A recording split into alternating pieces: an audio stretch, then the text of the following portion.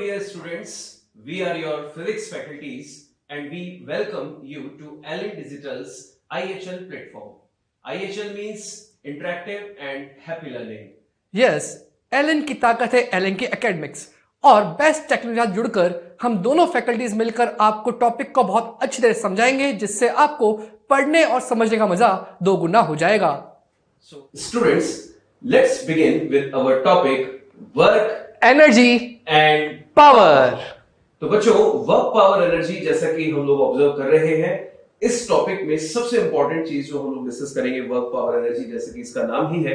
Daily life में हम लोग कई बार वर्क ये शब्द रेगुलरली यूज करते हैं, चाहे किसी भी एस्पेक्ट में यूज करें. हम लोग कई बार ये बहुत कॉमनली सुनते हैं कि आज हमने बहुत ज्यादा वर्क किया.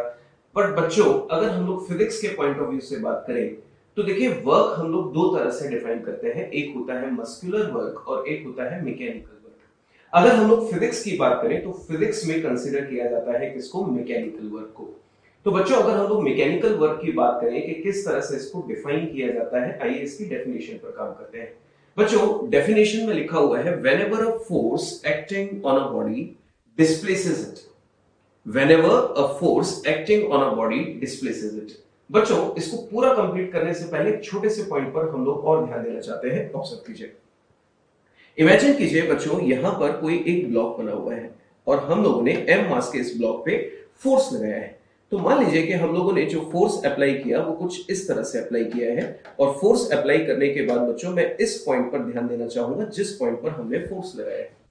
बच्चों जब भी हम लोग वर्क डन कैलकुलेट करेंगे या वर्क को हम लोग डिफाइन करेंगे तो ऑलवेज रिमेंबर हमारी कैलकुलेशन के टाइम पर जब भी हम लोग कैलकुलेट कर रहे होंगे तो डिस्प्लेसमेंट हमेशा उस पॉइंट का लेना चाहिए जिस पॉइंट पर फोर्स अप्लाई किया गया है, जिसको पॉइंट ऑफ एप्लीकेशन भी बोल सकते हैं.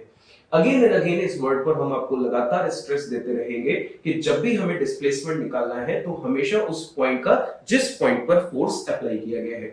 हाँ, हो सकता है कि किसी क्वेश्चन में आपको पार्टिकल वर्ड लिखकर दे दिया हो तो पार्टिकल का मतलब हम लोग समझते हैं कि जिसके बाद शेप और साइज या डायमेंशंस जो है वो बहुत नेग्लिजिबल है, तो फिर हम लोग किसी पार्टिकल पे अगर फोर्स लगाया है तो उसका कंप्लीट डिस्प्लेसमेंट ही यूज करते हैं. बट हाँ, अगर हमें कोई एक वेल शेप साइज की कोई बॉडी दी गई है तो हमेशा उसी पॉइंट पर ध्यान देना है जिस पर फोर्स लगाया गया है. और आगे देखिए क्या लिखा हुआ है, whenever a force acting on a body displaces it. Bracket में देखिए वही चीज, displaces point of application of force, मतलब जिस पर फोर्स लगा है उस पॉइंट का displacement in any direction except perpendicular to it. बच्चों ये जो लाइन लिखी हुई है in any direction except perpendicular to it, ये क्यों लिखी हुई है ये हम लोग टाइमली आपको एक्सप्लेन करने वाले हैं. पर अगर हम लोग सिंपली डिफाइन करें, work is said to be done when force displaces the point of application in any direction except perpendicular to it. तो हम बोल देंगे कि उस फोर्स ने वहां पे वर्क किया है. और जैसे कि सर ने कहा कि उस फोर्स ने यहाँ पर वर्क किया, तो आप देख सकते हैं कि इस एनिमेशन के अंदर जो पर्सन फोर्स लगा रहा है वो फॉरवर्ड डायरेक्शन में है और जो ब्लॉक का डिस्प्लेसमेंट हो रहा है वो भी फॉरवर्ड डायरेक्शन में. पर मैंने वर्ड बोला ब्लॉक का डिस्प्लेसमेंट, पर एक्चुअली में दिखता तो ब्लॉक है, पर आपको क्या ध्यान रखना है, जिस पॉइंट पर फोर्स लगाया है उसका डिस्प्लेसमेंट. अब उसी चीज को अपन कह रहे हैं यहाँ पर मैथमेटिकल फॉर्म के अंदर. तो ध्यान दीजिएगा, अगर इस चीज को अपन यहाँ मैथमेटिकल फॉर्म में कह रहे हैं तो देखिए बेटा इस चीज को मैं थोड़ा कर देता हूं. अब ध्यान दीजिएगा, work done by a force is equal to the scalar product. याद करो वेक्टर्स के अंदर दो तरह के प्रोडक्ट्स थे, डॉट प्रोडक्ट और क्रॉस प्रोडक्ट. तो डॉट प्रोडक्ट को स्केलर प्रोडक्ट भी कहते हैं. Scalar product of the applied force and displacement of point of application of force. इसका मतलब जो फोर्स है वो भी एक वेक्टर क्वांटिटी है, डिस्प्लेसमेंट भी एक वेक्टर क्वांटिटी है. तो फोर्स और डिस्प्लेसमेंट का जो डॉट प्रोडक्ट होगा वही आपको क्या देगा? वर्क. और आप जानते हैं कि डॉट प्रोडक्ट से आंसर हमेशा स्केलर आता है, मतलब मैग्नीट्यूड आता है. इसका मतलब वर्क जो है वो एक स्केलर क्वांटिटी है जो सिर्फ आपको क्या देगी? मैग्नीट्यूड की उस फोर्स ने कितना वर्क करा. अब उसी के आगे पर नेक्स्ट बात कर रहे हैं इसकी एसआई यूनिट की. इसकी एसआई यूनिट क्या होगी? जूल. इसका मतलब आप ऐसा कह सकते हैं कि फोर्स इंटू डिस्प्लेसमेंट है. फोर्स का मतलब न्यूटन, डिस्प्लेसमेंट का मतलब मीटर. तो newton into metre is equal to joule. इसकी सीजीएस यूनिट है अर्ग. बेटा ध्यान रखना, सीजीएस मतलब सेंटीमीटर ग्राम सेकंड के फॉर्म में अगर अपन कन्वर्ट करते हैं तो क्या आता है? उसको अर्ग कहते हैं.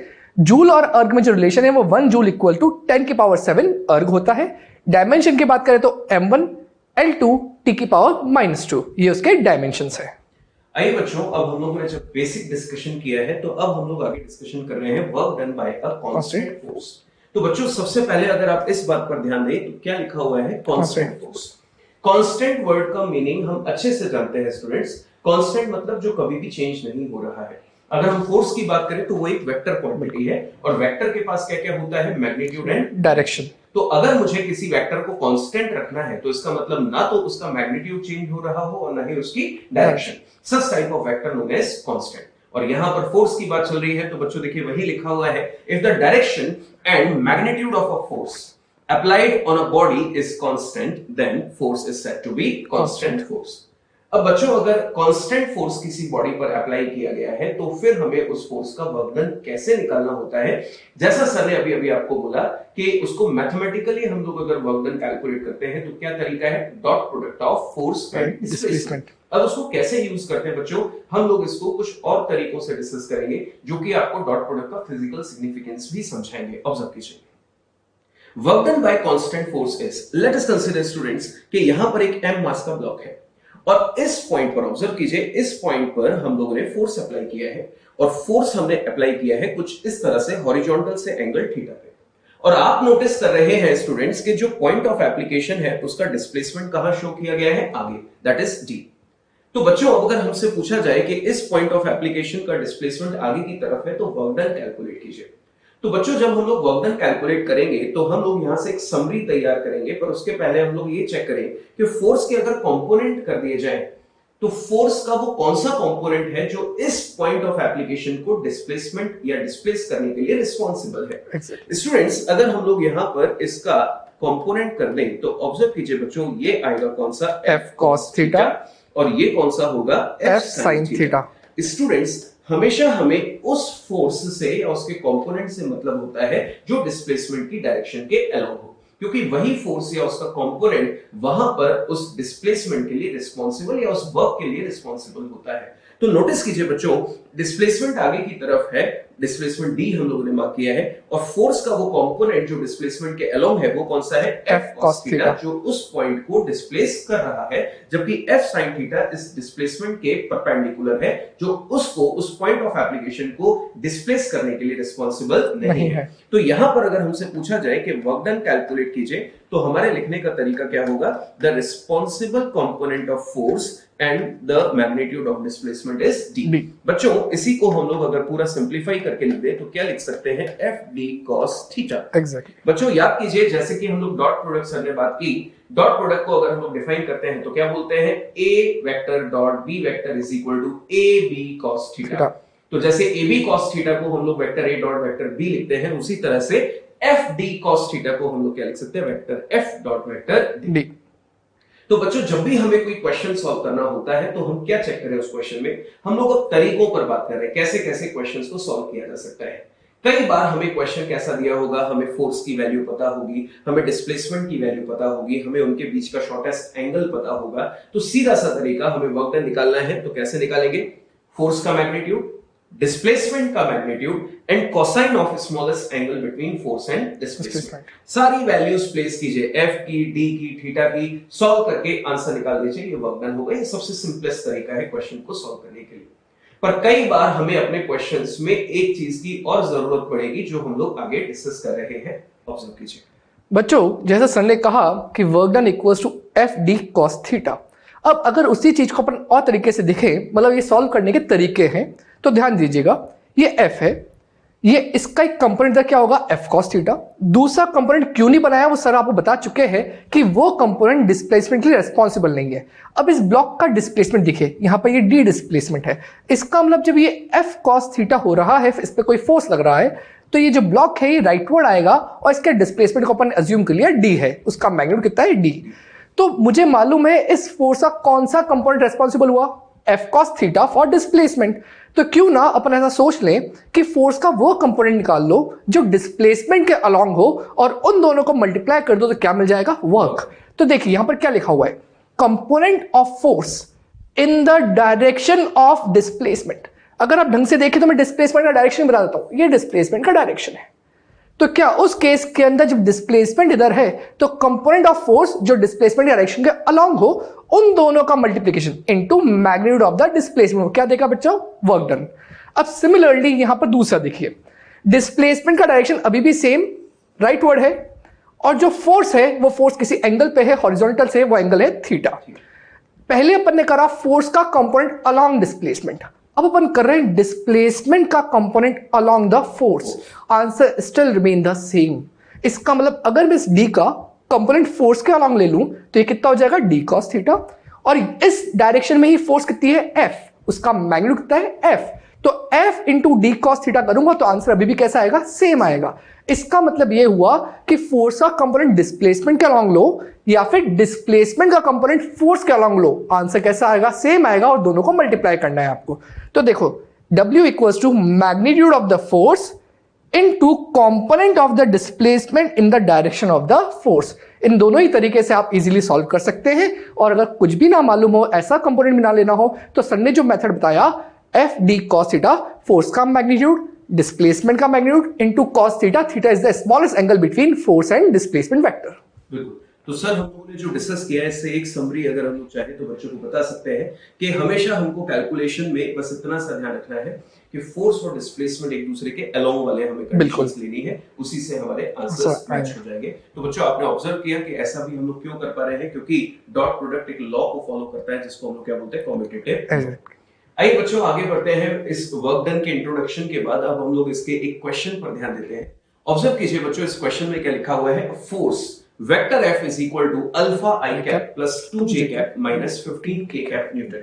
ऑब्जर्व कीजिए बच्चों, एक फोर्स हमें जो दिया है वो इसके कंपोनेंट्स की फॉर्म में दिया है, और वो कंपोनेंट्स हैं आई कैप, जे कैप और के कैप की फॉर्म में। डिस्प्लेसेस अ पार्टिकल, अब बच्चों देखिए पार्टिकल लिखा हुआ है, नेग्लिजिबल शेप एंड साइज, उसकी डायमेंशंस नेग्लिजिबल है, तो हम उस पार्टिकल के ही डिस्प्लेसमेंट को कंसीडर करेंगे। फ्रॉम 0 0 0 यानी कि उसके initial coordinates two point alpha alpha and 1, then find values of alpha for which work done by this force will be 0। बच्चों ऑब्जर्व कीजिए यहां पर क्या लिखा हुआ है, वैल्यूज। इसका मतलब हो सकता है कि अल्फा की यहां पर एक से ज्यादा वैल्यू है जिन पर वर्क डन कैसा आएगा, 0। अब बच्चों हमें वर्क डन के लिए जो चाहिए वो क्या होता है, F vector dot D vector, यानी कि फोर्स डॉट डिस्प्लेसमेंट। यहां पर हम लोग लिख सकते हैं work done is equal to F vector dot D vector. अब बच्चों हमें फोर्स की इक्वेशन तो दी है, पर हम डिस्प्लेसमेंट यहां पर निकालना चाहते हैं। और बच्चों हमको याद है कि डिस्प्लेसमेंट कैसे निकाला जा सकता है, final position vector minus initial position vector. और पोजीशन वेक्टर को हम लोग किस तरह से रिप्रेजेंट करते हैं, एक्स आई कैप प्लस वाई जे कैप प्लस जेड के कैप। तो बच्चों अगर हमसे पूछा जाए कि इनिशियल पोजीशन वेक्टर क्या था, तो मैं सिंपली लिख सकता हूं 0 आई कैप प्लस 0 जे कैप प्लस 0 के कैप। एग्जैक्टली, क्योंकि वो एक जीरो वेक्टर है तो हम लोगों ने केवल समझने के लिए इस तरह से उसको लिख दिया। और फाइनल पोजीशन वेक्टर अगर हमसे पूछा जाए तो वो क्या होगा, alpha I cap plus alpha J cap plus alpha K cap plus 1 K cap, sorry 1 cap K cap, yes 1 K cap.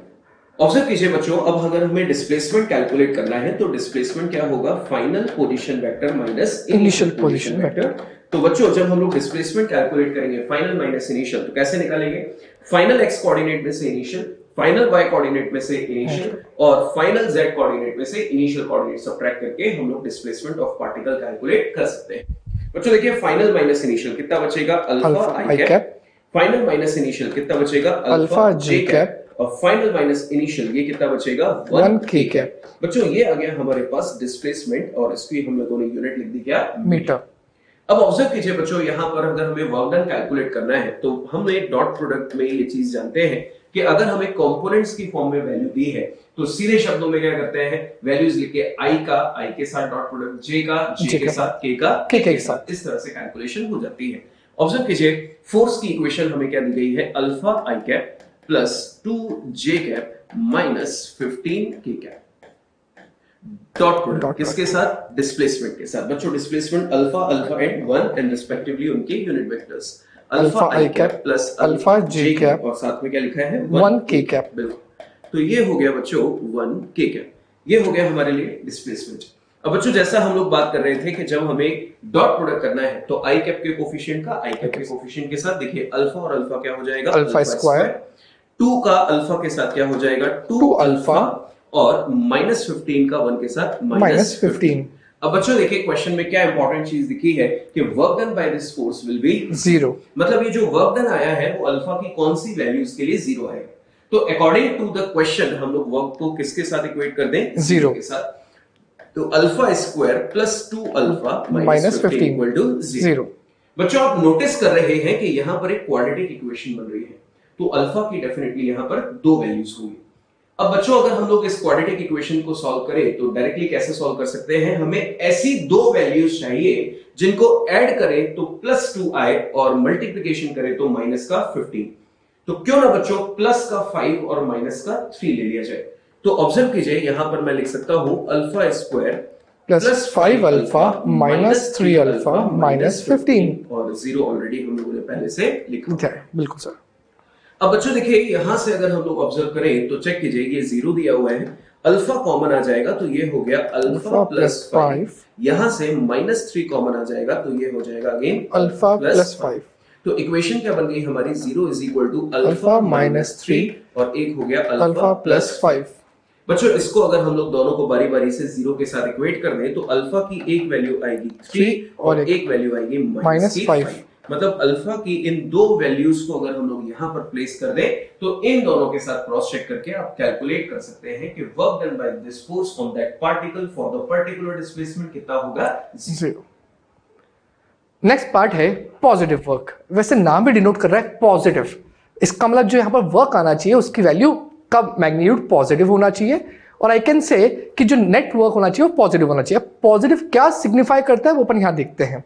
तो देखिए a force is set to do positive work if force or its component is in the direction of the displacement of the point of application। अब बच्चों ध्यान से diagram को देखना, ये force या फोर्स का कंपोनेंट जो डायरेक्शन ऑफ डिस्प्लेसमेंट के अलोंग है, उस केस में जो दोनों का आंसर आना चाहिए मल्टीप्लिकेशन करने के बाद, याद करो F cos theta into D. तो अगर मैं इसका एक कंपोनेंट यहां पर ले लेता हूं, क्या वो कितना आएगा? F cos theta, F cos theta into D. तो इन दोनों का जब प्रोडक्ट करा तो जो वर्क आएगा वो वर्क पॉजिटिव आएगा, पर कब कब आएगा उसकी बात कर रहे हैं। ध्यान रखना ये जो थीटा है ये बहुत बड़ा रोल प्ले कर रहा है, बिकॉज ये जो एफ है ये तो फोर्स का मैग्नीट्यूड है और मैग्नीट्यूड तो हमेशा पॉजिटिव होगा, और ये डी है ये डिस्प्लेसमेंट का मैग्नीट्यूड है, ये भी हमेशा पॉजिटिव होगा। Now who is responsible for the sign, मतलब पॉजिटिव साइन किस कारण आएगा? वो है थीटा।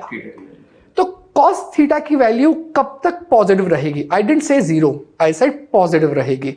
तो cos थीटा की वैल्यू पॉजिटिव रहेगी फॉर द इंटरवल 0 से 180 के बीच की मैं बात कर रहा हूं, बिकॉज अगर कोई ब्लॉक यहां रखा हुआ है तो या तो फोर्स ऐसा लग सकता है या ऐसा लग सकता है या ऐसा लग सकता है या फिर ऐसा लग सकता है। इसका मतलब अपन सिर्फ जो बात कर रहे हैं वो 0 से 180 के बीच में बात कर रहे हैं। और याद करिएगा सर ने एक लाइन बोली थी स्मॉलेस्ट एंगल, तो जब भी स्मॉलेस्ट एंगल की बात करते हैं या तो वो मैक्सिमम 180 हो सकता है या मिनिमम 0 हो सकता है या फिर उनके बीच में ही होगा। इसका मतलब 180 और 0 के बीच में ऐसे कौन से एंगल्स है जहां पर cos थीटा की वैल्यू पॉजिटिव आएगी? तो अगर अपन सोचें तो थीटा लेस देन 90 डिग्री के लिए, थीटा लेस देन बोला है मैंने 90 डिग्री, मतलब एक्यूट एंगल्स के लिए cos थीटा की वैल्यू पॉजिटिव होगी, और cos थीटा पॉजिटिव आएगा तो FD cos थीटा की वैल्यू क्या हो जाएगी? Positive, that is positive work done. तो देखिए work done equals to FD cos theta. अब यहां पर मैं लिख देता हूं थीटा की वैल्यू लेस देन 90, तो उस केस में पूरा कैसा आ जाएगा? पॉजिटिव। तो थीटा लेस देन 90 के लिए एक्यूट एंगल बन गया। अब नेक्स्ट बात आती है कि क्या सिग्निफाई करता है पॉजिटिव?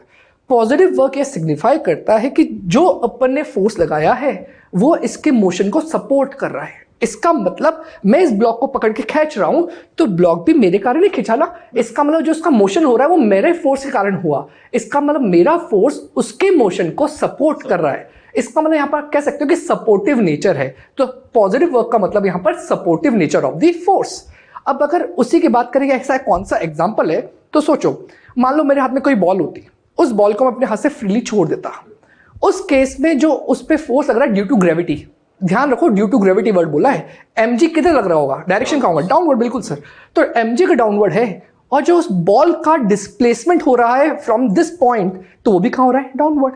डिस्प्लेसमेंट भी नीचे, फोर्स भी नीचे, क्या दोनों के बीच का एंगल 0 डिग्री? तो क्या उस केस में जो आंसर आएगा पॉजिटिव वर्क आएगा। और जो सिग्निफिकेंस हमने सोचा था, मान लो ग्रेविटी नहीं होती तो क्या ये बॉल नीचे जाती? क्या नहीं। इसका मतलब वो फोर्स उसके मोशन को सपोर्ट कर रही है, इसी का मतलब क्या हो गया? Positive work. इसीलिए वहां पर उसकी वेलोसिटी का मैग्नीट्यूड लगातार बढ़ रहा है। बिल्कुल सर। तो यहां पर ये लाइन लिखी हुई है Positive work signifies that external force favors the motion of the body. और एग्जाम्पल भी वही है जो अपने बोला था, when a body falls freely under the action of gravity, then work done by the force of gravity is positive. तो बच्चों आपने ऑब्जर्व किया, सर ने एक बहुत अच्छी बात आपको सिखाई, क्योंकि सर बच्चों का एक बहुत कॉमन डाउट होता है कि वर्क डन, तो अपन बात कर रहे हैं एक स्केलर क्वांटिटी, तो स्केलर क्वांटिटी है तो फिर वर्क के साथ पॉजिटिव और नेगेटिव आता है, तो अगर वो स्केलर क्वांटिटी है तो प्लस और माइनस क्या सिग्निफाई करते हैं? सही है, वही सिग्निफाई कर रहा है। बिल्कुल। पॉजिटिव आपने बताया कि मोशन का फेवर हो रहा है, तो डेफिनेटली नेगेटिव क्या बताने वाला है बच्चों, कि मोशन का अपोज हो रहा है। तो वही चीज है अपने पास next point, that is negative work. तो बच्चों नेगेटिव वर्क की बात करें तो सर ने अभी आपको पूरा एक्सप्लेनेशन दिया एंगल्स के बारे में। आपने नोटिस किया कि जो वर्क डन की वैल्यू होती है, जैसे यहाँ लिखा हुआ है ऑलरेडी कि work done is equal to क्या होगा, एफ डी कॉस थीटा। तो बच्चों एफ क्या है, magnitude of force, always positive. D क्या है, magnitude of displacement, again always positive. अब जो टोटल डिपेंडेंसी है वो किस पे है, कॉस थीटा पे। तो बच्चों मैं बात कर रहा हूं कि कॉस थीटा की वैल्यू नेगेटिव कब होगी, पर हमें सोचना है 0 से 180 के लिए। तो बच्चों 90 डिग्री को अपन इग्नोर करते हैं, है ना, क्योंकि cos 90 की वैल्यू क्या होती है, 0। और 90 डिग्री से कम यानी कि एक्यूट एंगल के लिए सर आपको बता चुके हैं कि cos की वैल्यू क्या होगी, पॉजिटिव। बट अब हमें चाहिए कि ये दोनों पॉजिटिव है, तो cos थीटा नेगेटिव कब होगा, तो सीधा सा जवाब है कि जब एंगल की वैल्यू मोर देन 90 होगी और लेस देन और इक्वल टू 180 होगी। तो उस केस में जो cos थीटा की वैल्यू होगी वो कैसी होगी, नेगेटिव। और cos थीटा अगर नेगेटिव हो गया तो बच्चों इनका मल्टीप्लिकेशन करेंगे तो वर्क डन कैसा आएगा, नेगेटिव। अब बच्चों देखिए वर्क डन नेगेटिव आएगा, इस डायग्राम में आपको एक्सप्लेन किया गया है। ऑब्जर्व कीजिए बच्चों कि यहाँ डिस्प्लेसमेंट और फोर्स का मैग्नीट्यूड हमने मार्क किए हैं और उनके बीच में जो एंगल आपको दिया गया है वो कितना दिया है, थीटा। जरा गौर से देखिए बच्चों इस थीटा को, तो ये एंगल जो आपको दिया है वो मोर देन 90 है, इसका मतलब ये एक ऑब्ट्यूज एंगल है। और ऑब्ट्यूज एंगल के लिए जो cos थीटा की वैल्यू होगी वो क्या होगी, नेगेटिव। पर जैसा कि आपको पहले सर एक्सप्लेन कर चुके हैं, कंपोनेंट्स बताए थे सर ने आपको, वहां पर बताया था कि जब भी हमें कैलकुलेशन करनी है तो हमेशा फोर्स या उसके उस कंपोनेंट से मतलब होता है जो डिस्प्लेसमेंट की डायरेक्शन के अलोंग हो। बच्चों ऑब्जर्व कीजिए यहाँ पर एक डायग्राम दिया गया है, लेट अस कंसीडर इस डायग्राम में जो बॉडी है वो आगे की तरफ मूव कर रही है और उसका डिस्प्लेसमेंट भी हमें आगे की तरफ दिया हुआ है, उसका मैग्नीट्यूड कितना है, डी। और फोर्स आप नोटिस कर रहे हैं बच्चों, इसमें इस समय जो डिस्प्लेसमेंट की डायरेक्शन है उससे ऑब्ट्यूज एंगल पर फोर्स लग रहा है।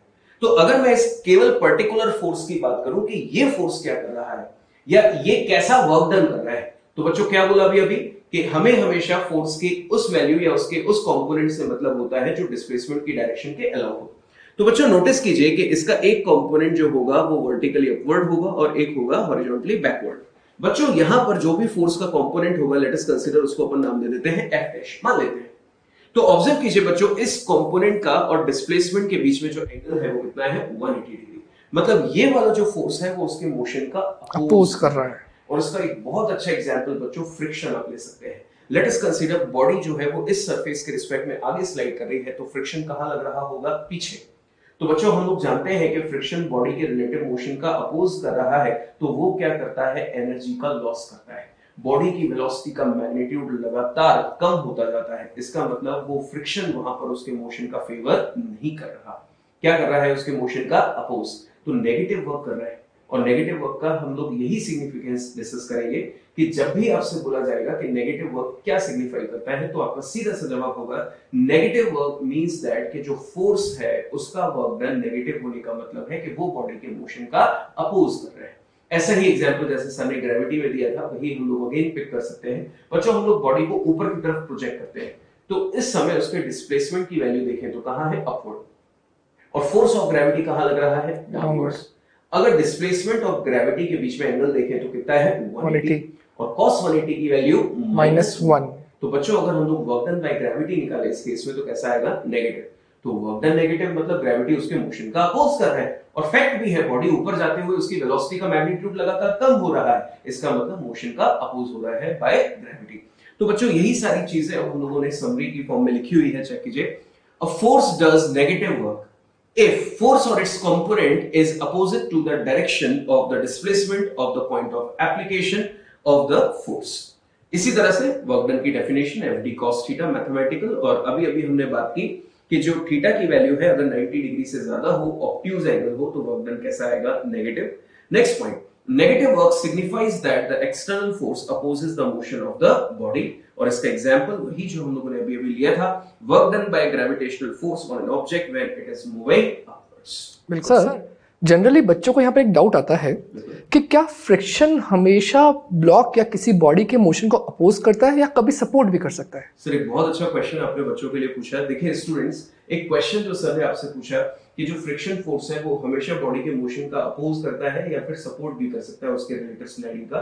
तो बच्चों आपको याद है डबल ब्लॉक सिस्टम, हम लोगों ने एक पॉइंट डिस्कस किया था कि 2 ब्लॉक है, उसमें से एक ब्लॉक जो है वो फ्रिक्शन की वजह से चल रहा है। इसका मतलब ये जरूरी नहीं है कि फ्रिक्शन फोर्स हमेशा बॉडी के मोशन का अपोज करे, वो सपोर्ट भी कर सकता है। जब वो फ्रिक्शन बॉडी के मोशन का सपोर्ट करेगा तो उस केस में उसका वर्क डन कैसा आएगा? पॉजिटिव। बट यहां पर हमने जो कंडीशन बनाई थी उसमें ये कंसीडर किया था कि फ्रिक्शन उसकी स्लाइडिंग का अपोज कर रहा है, इसलिए उसका वर्क डन नेगेटिव। तो इसका मतलब जो फ्रिक्शन है वो किसी बॉडी पर पॉजिटिव और नेगेटिव दोनों तरह के वर्क कर सकता है। बिल्कुल सर, थैंक यू। नेक्स्ट बात कर रहे हैं जीरो वर्क। नाम ही है जीरो, इसका मतलब उसका वर्क डन जीरो होना चाहिए। अगर वर्क डन जीरो है तो क्या क्या पॉसिबिलिटीज है वो देख लेते हैं। तो वर्क डन का फॉर्मूला वही F vector dot D vector या फिर एफ डी कॉस थीटा।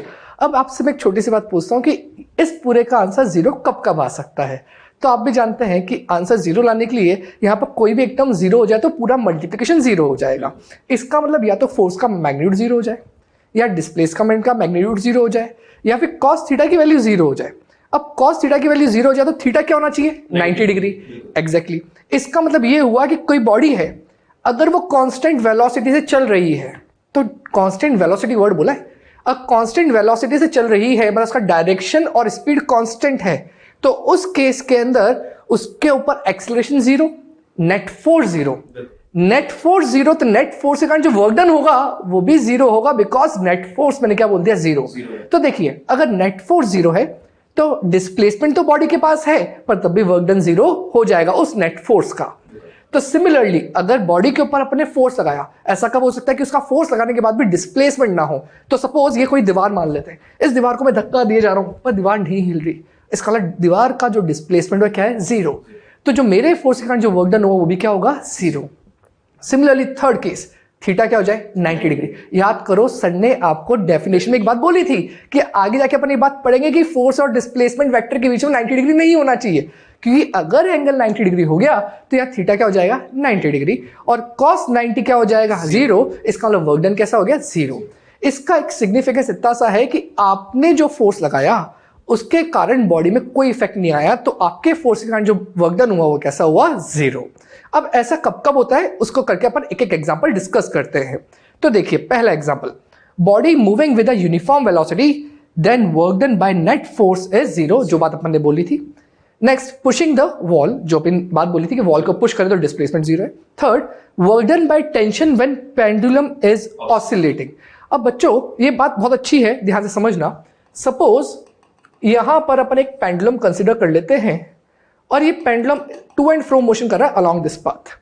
तो अगर ये पेंडुलम यहां पर है किसी भी कंडीशन में, तो इस पॉइंट पर टेंशन होगी अलोंग द स्ट्रिंग इस डायरेक्शन में, और जो टेंशन है वो एक तरीके से सेंट्रीपिटल फोर्स प्रोवाइड कर रही है, जो कि इसके डिस्प्लेसमेंट, जब पार्टिकल वापस लौट के आ रहा है उसके डिस्प्लेसमेंट के साथ 90 डिग्री का एंगल बना रही है। मतलब टेंशन और डिस्प्लेसमेंट वेक्टर के बीच में एंगल कितना है? 90 डिग्री। अगर दोनों के बीच का एंगल 90 डिग्री है तो वर्क डन कैसा होगा? जीरो। इसका मतलब इस टेंशन के कारण जो वर्क डन हुआ वो कितना हुआ? Zero. I mention the word tension के कारण। इसका मतलब आपको हमेशा नोटिस करना है कौन से फोर्स के कारण वर्क डन जीरो हो रहा है। Next, satellite is moving around the earth. अगर सैटेलाइट अर्थ के अराउंड मूव करती है तो उसके ऊपर जो ग्रेविटेशनल फोर्स लग रहा है वो भी सेंट्रीपिटल फोर्स की तरह वर्क कर रहा है। और अगेन सेम केस आता है कि सेंट्रीपिटल फोर्स और जो डिस्प्लेसमेंट वेक्टर है किसी भी इंस्टेंट पे आप देखोगे तो एंगल क्या बनेगा? 90 डिग्री बनेगा। उस केस में जो वर्क डन हुआ कैसा होगा? Zero. Last case, electron is moving around the nucleus. अब वहां पर भी जो इलेक्ट्रॉनिक फोर्सेज लग रही हैं उसके कारण जो वर्क डन हो रहा है वापस वही कैसा होगा? जीरो होगा। तो आप यहां पर चेक कर सकते हो कि जब भी 90 डिग्री का एंगल हो तो वर्क डन जीरो, या फिर फोर्स का मैग्नीट्यूड जीरो हो जाए, या फिर डिस्प्लेसमेंट का मैग्नीट्यूड जीरो हो जाए। पर बच्चों आपके लिए एक बहुत अच्छी सी बात बोलूंगा जिसका क्वेश्चन पूछा जाता है, उम्मीद है सर के से मैं आपको वही क्वेश्चन पूछ लेता हूं। सर, बहुत बार एक क्वेश्चन जनरली बच्चों के सामने आता है कि कोई कूली है, जो ट्रेन में जो कूली होता है वहां पर, वो अपना सामान लेके जा रहा है, तो वो कोई वर्क नहीं कर रहा, पर मेरे को ऐसा फील होता है कि क्या वो वर्क कर रहा है या नहीं कर रहा, अपन पैसे किस बात के दे रहे हैं। तो देखो बच्चों, ये जो सर ने क्वेश्चन पूछा एक बहुत अच्छा क्वेश्चन है, जो हम लोग 9th क्लास में जनरली हम लोग इस तरह से क्वेश्चंस पढ़ना स्टार्ट कर देते हैं। नोटिस कीजिए बच्चों, जब हम लोग कुली की बात करते हैं और मान लीजिए वो हॉरिजॉन्टली किसी प्लेटफॉर्म पे मूव कर रहा है, तो आप नोटिस करते हैं कि जब कुली अपना पूरा लोड एक जगह से दूसरी जगह पर शिफ्ट कर देते हैं, तो अगर कुली से पूछा जाए कि आपने कोई वर्क किया, तो डेफिनेटली उसकी एनर्जी खुद की लॉस हुई है, वो थक गया, तो वो बोलेगा हाँ अभी मैंने काम किया है, मैंने वर्क किया है। पर हम लोगों ने स्टार्टिंग में बात की थी कि जो फिजिक्स है उसमें मैकेनिकल वर्क कंसीडर किया जाता है, मस्कुलर वर्क कंसीडर नहीं किया जाता। तो नोटिस कीजिए बच्चों, यहाँ पर जो सर ने एक्सप्लेनेशन दिया वहीं पर आंसर छुपा हुआ है। जब कुली किसी भी तरह से लोड लिफ्ट कर रहा है, तो बच्चों उसने फोर्स कहां लगा रखा है लोड पे? ऊपर की तरफ, या उसके सिर पे रखा हुआ है, तो सिर और लोड के बीच में कांटेक्ट है, तो नॉर्मल रिएक्शन उस लोड पे कहां लग रहा है? अपवर्ड। तो बच्चों मान लेते हैं कि इस तरह से उसने लोड को लिफ्ट किया है और फोर्स कहां लगा है? अपवर्ड्स। और डिस्प्लेसमेंट कहां हो रहा है उसका? आगे। तो फोर्स ऊपर और डिस्प्लेसमेंट आगे, तो एंगल कितना हो गया इनके बीच में? 90 डिग्री। तो वर्क डन कितना हो जाएगा? जीरो। मतलब फिजिक्स वहां पर ये नहीं मानता है कि उसने कोई भी वर्क किया। तो बच्चों आपने नोटिस किया कि जैसे कि डेफिनेशन का जो हम लोगों ने सबसे पहले पॉइंट डिस्कस किया था, जो सर ने बीच में आपको क्लियर भी कर दिया, और वो पॉइंट था कि हमें जो डिस्प्लेसमेंट और फोर्स लेना है वो एक दूसरे के परपेंडिकुलर नहीं लेना है। इसके अलावा किसी भी डायरेक्शन में वो डिस्प्लेस अगर हो रहा है बिकॉज ऑफ दैट फोर्स, तो इसका मतलब उस फोर्स ने उस पार्टिकल पे या उस बॉडी के पॉइंट ऑफ एप्लीकेशन पे वर्क किया है।